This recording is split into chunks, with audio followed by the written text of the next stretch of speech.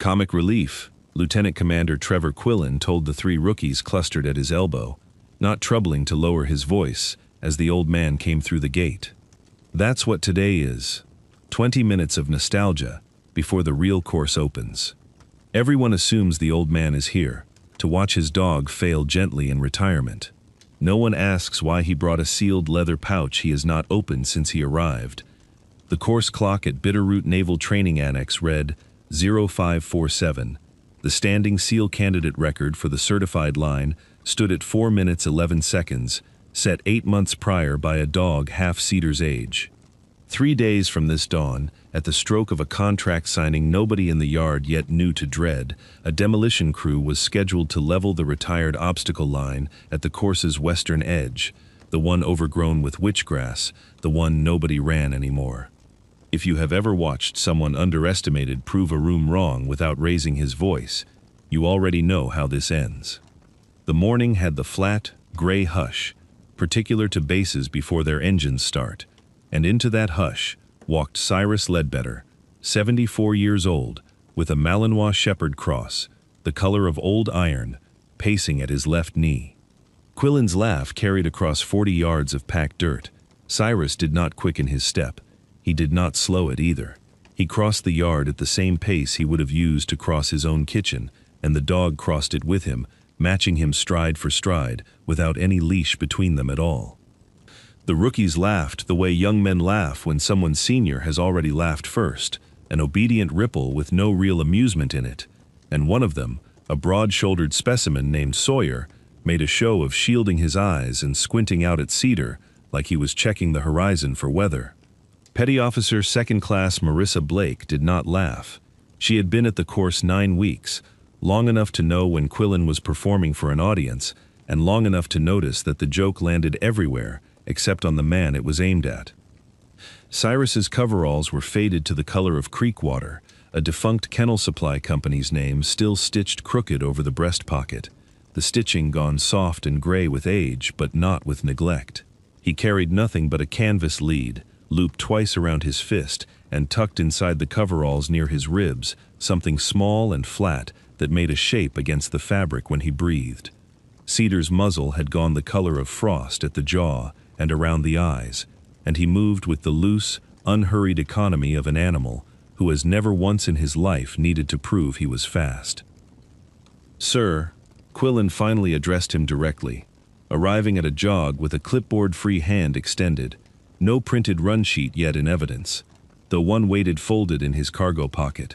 "You made good time getting out here." "Didn't have far to come," Cyrus said. "Live 20 minutes off the county road." "Well," Quillen glanced back at his rookies, collecting their attention the way a man gathers a coat around himself in cold weather. "We'll get you and your fella squared away. Might be a little quieter out here than what you remember." Cyrus looked past him, past the rookies, out toward the western tree line where the old obstacle line sat half swallowed in grass nobody had cut in years, and something in his face did not change so much as settle, the way water settles once you stop stirring it. "I expect it will be," he said, and touched 2 fingers briefly to his ribs, to the shape beneath the fabric, before he said another word. The coveralls told most of it, if a man knew how to read coveralls. They were not costume. The knees had been patched twice with the same gray thread, not for looks, but because Cyrus had patched them himself in his own kitchen, and the collar had gone soft, the particular way collars go soft, when a man rolls his neck the same direction every morning, for decades out of habit rather than need. He held his left shoulder low, canted at an angle that never rose past the height of his own chest, and when he needed Cedar to shift a line or hold a mark, he did not lift his arm the way the rookies lifted theirs in their drills. He turned his whole body a few degrees, flat-palmed, low, the signal reaching Cedar through weight and posture more than through any gesture broad enough for a stranger to notice. Marissa noticed anyway. She had spent 9 weeks watching handlers give commands with raised arms and sharp wrist snaps, drilled into them by men younger than Quillen, and she had never once seen a dog answer a signal that small. Cedar answered it before Cyrus's hand had finished moving. What she noticed next, she almost missed, because it happened in the space of a breath. Before Cyrus took his first step toward the staging line, he reached inside his coveralls, drew out a small leather pouch gone dark and soft with age, tooled once, long ago, with the shape of an anchor now worn nearly smooth, and touched the mark with 2 fingers, the way another man might touch a doorframe on his way out of a house he'd lived in a long time. He did not open it. He never opened it, not that morning, not at any point Marissa would come to watch for over the following days. He touched the anchor, closed his hand around the pouch once, and tucked it away again, and only then did he look down at Cedar and give the flat, low sweep of his palm that meant, "Ready 3." Cedar sat, not roughly, not scrambling into position the way the younger training dogs did when a whistle blew nearby, but with the unhurried precision of an animal keeping an appointment he had kept many times before, his haunches settling exactly level with the toe of Cyrus's boot, no command given, no correction needed, as though the 2 of them had rehearsed the geometry of it for so many years that neither one required instruction anymore. Marissa found herself doing the math without meaning to. 9 years, she guessed, watching the frost at Cedar's muzzle. Maybe 10. She had run dogs half that age who could not hold a sit that clean under a rookie's shadow, let alone under the weight of 40 strangers watching and laughing. She did not laugh.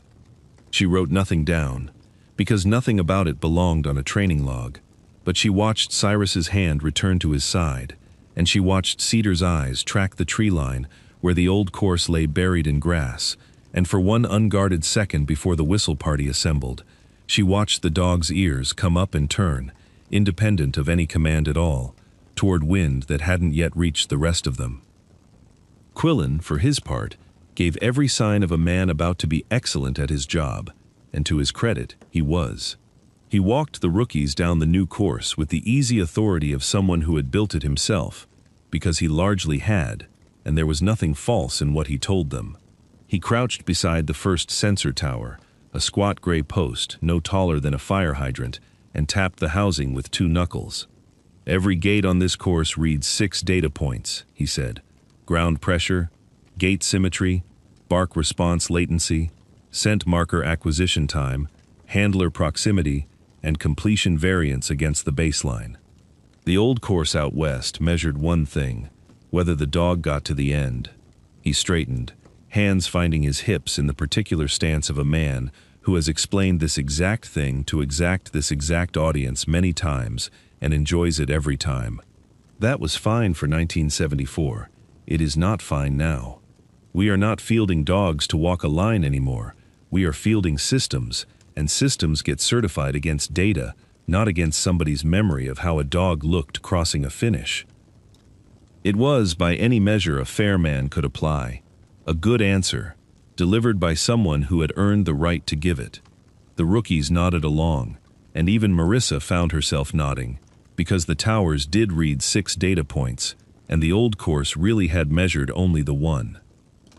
He walked them through the terrain modeling next, the layered elevation charts on his laptop, showing exactly where the new course's grading had smoothed out the washouts and root systems that used to make the western line unpredictable, and he was not wrong that predictability made for better science. "You can't certify a dog against a variable you can't reproduce," he said. "The wind through that gully changes every hour. We built a course we can trust, because we built one we can measure." Only when the walkthrough ended, laptop closed, rookies dispersing toward the staging area, did he turn back to where Cyrus stood, waiting with Cedar at heel, and his voice dropped into something almost apologetic, almost kind, the tone men use when they believe they are doing someone a favor. "I can't put you on the official log today," he said, "not without pre-registration, insurance sign-off, all of it. Paperwork nobody thought to run for a civilian handler." He held up a hand before Cyrus could answer, though Cyrus had shown no sign of intending to. "But I'll tell you what, I can give you an unofficial lane. Off the books. Run him out on the west line if you want. Get him some exercise. Nobody'll say a word to you. It just won't count for anything." "Didn't come here for it to count," Cyrus said.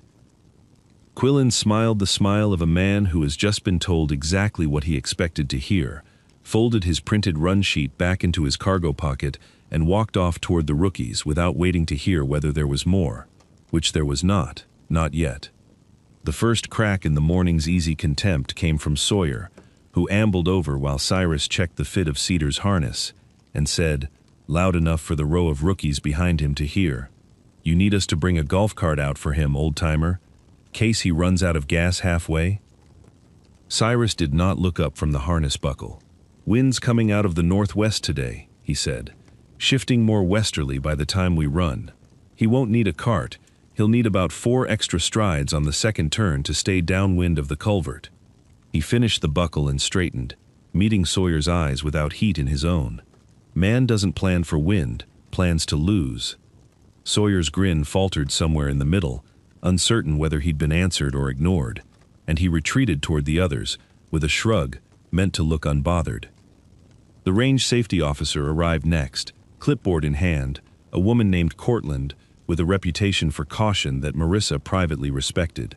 She looked Cedar over the way she looked over every animal before a run, checking gait, weight distribution, the clarity of his eyes, and her mouth pulled into a line that was not unkind, but was not encouraging either.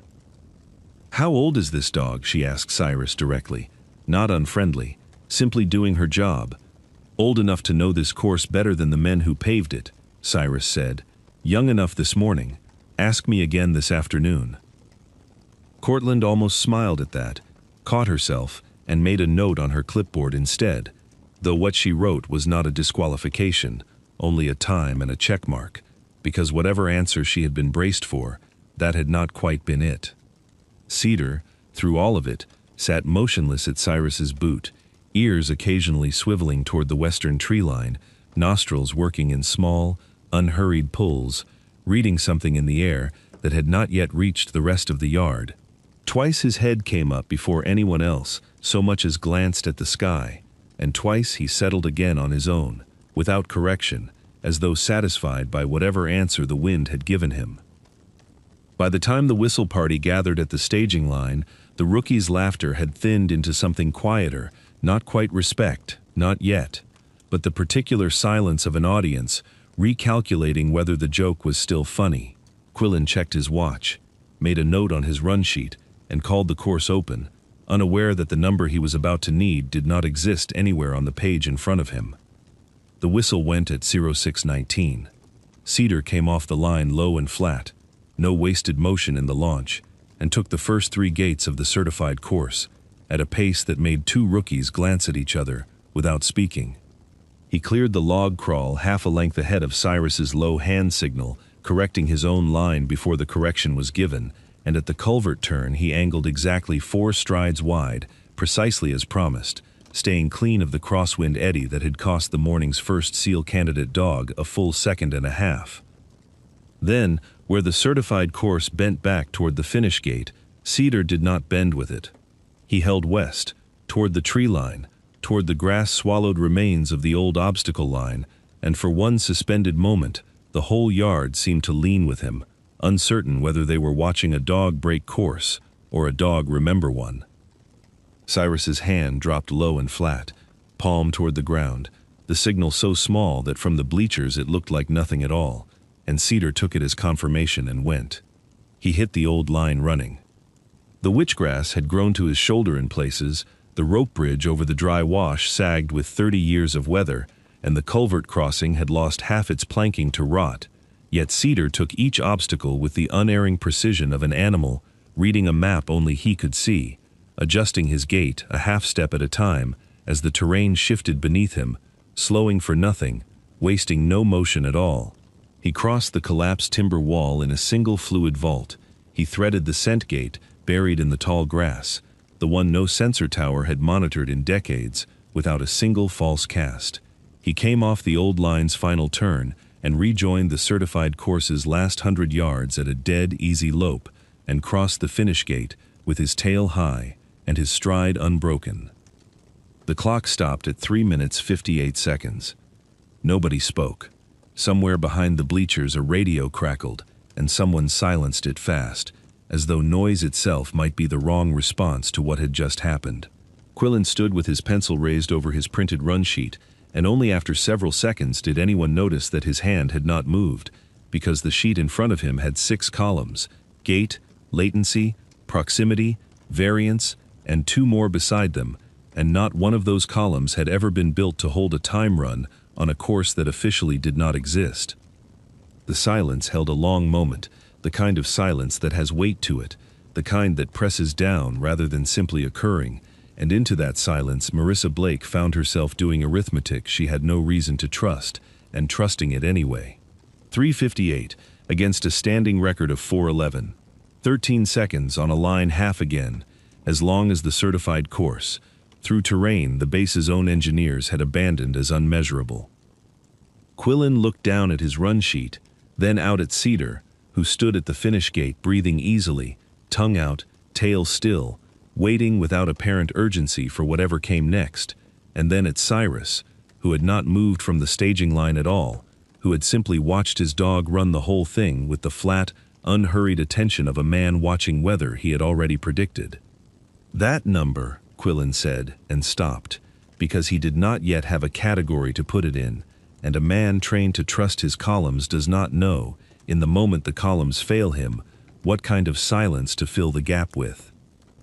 The silence did not last past the necessity of paperwork, because paperwork, unlike wonder, cannot be postponed indefinitely, and by the time the yard's murmur had built back into ordinary conversation, Quillen was already working the problem the only way he knew how, which was by finding the right form. There was no form. "I can log a time," he told Cyrus, crouched now beside his laptop, with the particular strain of a man trying to make new facts fit an old shape, "but I can't certify it against a decommissioned course. The system doesn't recognize the Western Line as an active asset. For all the software's concerned, that run happened nowhere." "It happened somewhere," Cyrus said, "just not somewhere your machine's been told to look."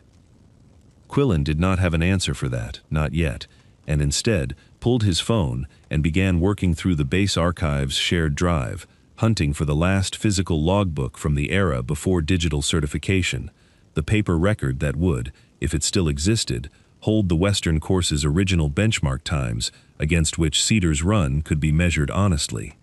It took him the better part of an hour, 3 phone calls, and 1 trip to a records office in a building that smelled of dust and old toner to learn that the logbook existed, still bound, still legible, filed under Building 4's Archive Shelf 14, Section C. Filed, however, under the name of a handler named Delbert Renfro, a name that meant nothing to Quillen and, when he read it aloud, made Cyrus go very quiet in a way that had nothing to do with the wind. Renfro ran second in that unit, Cyrus said. He never walked that Western Line solo in his life. Wasn't his dog that built that time? He did not raise his voice saying it, and he did not explain further, not then. And Quillen, sensing without yet understanding that he had stumbled onto something larger than a filing error, did not press him. The trouble compounded fast after that. The way trouble does, once the first crack, lets the rest of the wall show through. Cortland, running her post-exercise check on Cedar, found him favoring his left foreleg on the walk back to the kennel block, a hitch so slight most eyes would have missed it, though hers did not, and hers found it within 30 seconds of the dog's weight settling wrong on a turn. "Strain, not injury," she said, running her hands down the leg with the brisk competence of someone who had done this 1,000 times. "But he needs 48 hours minimum before I'd clear him for anything harder than a walk. No exceptions, not for the record, not for anybody." 2 days, then, before Cedar could run again, before any second demonstration could confirm what the first had already shown, and it was Marissa who did the second piece of arithmetic nobody else in the yard had yet thought to do out loud.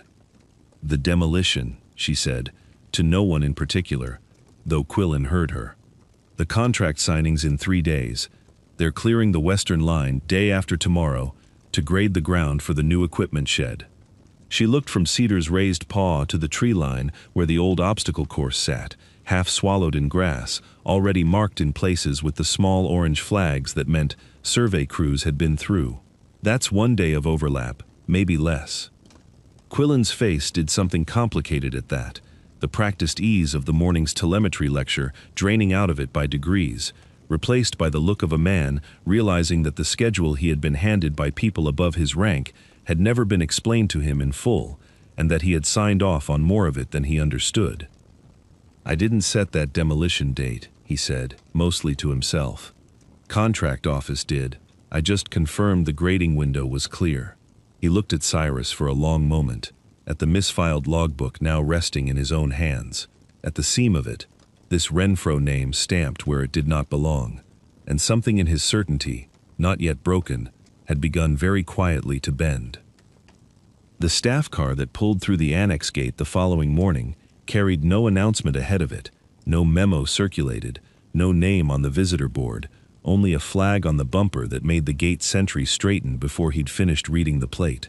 Rear Admiral Horace Dabney, 78 years old, retired 11 years and still carrying himself like a man who expected the ground to hold still for him, stepped out into the morning air and looked across the yard toward the kennel block with the unhurried attention of someone who had come a long way for one specific reason and did not intend to waste time pretending otherwise. He had not come for a ceremony. He had come because a records clerk, following up on Quillen's own inquiry about a misfiled logbook, had cross-referenced the name Delbert Renfro against personnel records from 4 decades back and found, buried 3 pages deep, a night exercise report that named the actual handler on the western course the night it mattered. The night a resupply sled carrying a young lieutenant's navigation equipment had gone down in a ravine during a blackout drill, lost to fog and bad terrain, with no working locator and 40 minutes of darkness left before the exercise's failure would have cost that lieutenant his early command. Quillen met him at the gate, uncertain of protocol, more uncertain still of what the admiral wanted, and got no explanation beyond, "Where's Ledbetter?" They found Cyrus at the kennel block, checking the wrap on Cedar's foreleg with the unhurried patience of a man who had wrapped a great many legs in his life, and when he looked up and saw who stood in the doorway, something crossed his face that Marissa, watching from across the yard, would later describe to no one as recognition worn thin by 40 years of not needing it. "Ledbetter," Dabney said, and stopped there, because for a long moment that was all he seemed able to manage, standing in a kennel block doorway with his hands loose at his sides, looking at a man he had last seen crawling out of a ravine in the dark with a half-frozen dog and a sled strap wound twice around his fist. He did not offer his hand first. He reached instead into his coat and drew out a folded card he had clearly carried for longer than the drive out, and set it, without a word, on the bench beside Cyrus, a faded requisition slip from that same blackout exercise, the ink gone soft with decades, bearing a handler's signature that was not Renfro's at all. Quillen looked at the slip, then at the logbook still in his own hands, and the shape of the whole thing arranged itself in front of him with the finality of a column finally adding up correctly. His own numbers, all of them, the gate data, the latency readings, the terrain models built from careful modern surveys, had never been wrong. They had simply never been asked the right question.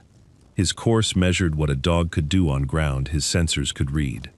It had never once been built to measure a man who could read ground his sensors couldn't reach at all, and a record set by exactly that kind of reading had been sitting in a misshelved logbook under a stranger's name for 40 years, because nobody with the authority to notice had ever had reason to look. The demolition schedule, Quillen said slowly, working it through even as he said it, wasn't set by an engineer. It was set by a contract office trying to close a modernization deal before anybody could put these two things next to each other. He looked up at Dabney, then at Cyrus, and something in his posture, the easy authority he had carried all morning walking rookies through his towers and his columns, had gone quiet and small. Sylvia Harrington's firm gets the assessment contract the day the old course stops existing to compare against. I signed the grading clearance. I didn't ask why the timeline was 3 days instead of 30. Nobody in the room corrected him, because nobody needed to. Admiral Dabney did not wait for further explanation from anyone, and he did not deliver one either, not the kind a man might expect from a room primed for speeches. He turned instead to Quillen and said only, "Get me the demolition crew's foreman, now, not after lunch," and something in the flatness of it moved the room faster than any raised voice could have. The foreman was found within the hour, standing at the western tree line beside a flatbed loaded with charges meant for grading rock, not felling history, and Dabney walked out to him across ground, still marked with survey flags, and simply said, "Stand down. This ground is under review," and stood there himself, hands folded, until the flatbed's engine went quiet, and the crew began, without complaint, to gather their equipment back onto the truck bed. Quillen followed him back across the yard afterward, the corrected logbook now open in his hands to the page bearing Cyrus's actual name, his own handwriting, and beneath it, in ink 40 years faded, a time, 3 minutes 59 seconds, set on the western line by Handler C. Ledbetter, and a dog whose name the log recorded only as Anvil, no surname, no rank, no fanfare, one line in a book nobody had opened in decades. "You beat your own record," Quillen said quietly, to Cyrus, holding the book out so he could see it. "By 1 second. 40 years apart." Cyrus looked at the page for a long moment, at his own younger handwriting, and did not reach for it. "Didn't beat anybody," he said. "Cedar just finished it." He looked past Quillen, toward the dog resting easy in the shade, with his wrapped leg tucked beneath him. He never asked the dog to be young again, only asked him to finish what they started. He said it plainly, the way a man states a fact about weather, and then said nothing more, because there was, in his accounting of it, nothing more that needed saying. Given the chance to speak to the small crowd that had gathered by then, drawn by the staff car and the halted flatbed and the strange charged quiet of the morning, Cyrus said almost nothing at all. He did not ask for the record entered under his name in any public way, did not ask for a ceremony, did not ask that Renfro's name be dragged through correction in front of anyone. He asked only 2 things, delivered in the same flat, unhurried register he had used all week, that the western obstacle line be left standing, and that Petty Officer Blake be permitted to train on it, properly, with someone who still remembered how the ground behaved. Dabney granted both before the sentence had fully left his mouth. That evening, from the kitchen phone in a house 20 minutes off the county road, Cyrus told Geneva Ledbetter the whole of it, the misfiled book, the Admiral, the second nobody but Cedar had known was worth chasing, and when he reached the line in the logbook bearing his own younger hand, there was a pause on the other end long enough that he asked if she was still there. 49 years married to you," she said, "and you never once told me you set a record out there." "Didn't seem worth telling," Cyrus said. "Wasn't finished yet." 3 weeks later, the western line stood cleared of its worst overgrowth, but otherwise unchanged, the rope bridge relashed, the rotted culvert planking replaced board for board, in the same pattern it had always held, and at its entrance post, a small bronze plaque had been set, bearing 2 names, and 2 times, 40 years and 1 second apart, with no other language on it at all. Lieutenant Commander Trevor Quillen walked the new intake of handlers through the old obstacle line himself that morning, the first class to run it in a generation, and where once he might have waved them past it toward his towers and his 6 clean columns of data, he now stopped at the entrance post and made every one of them stand a moment at the worn grass before he let them start, the way a man might stop at a doorway out of respect for whoever built the house. At Cyrus and Geneva's place off the county road, Cedar dozed in a patch of late afternoon sun on the porch boards, his leg long-heeled, his breathing slow and even, and Cyrus sat beside him with a hand resting light on the dog's shoulder, not gripping, only resting, the way a man rests a hand on something he trusts to still be there in the morning. The scent article pouch no longer traveled inside his coveralls. It hung now from a nail beside the western line's entrance post, tooled anchor worn nearly smooth, filled still with its scrap of old canvas, waiting for whichever dog would need imprinting next. Some records are not broken, they are only, finally, read correctly, and the pouch swayed there gently in the evening wind, coming down off the ridge, ready.